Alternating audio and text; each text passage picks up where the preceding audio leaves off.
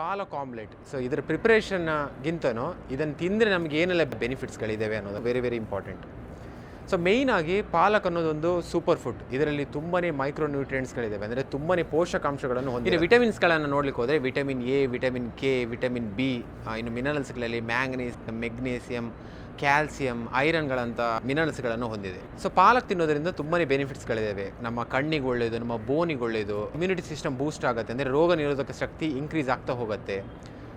So ಈ fitness ಇಂಡಸ್ಟ್ರಿಯಲ್ಲಿ eggs ಎಷ್ಟು ಇಂಪಾರ್ಟೆಂಟು ಅಷ್ಟೇ ಇಂಪಾರ್ಟೆಂಟ್ ಈ ಪಾಲಕ್.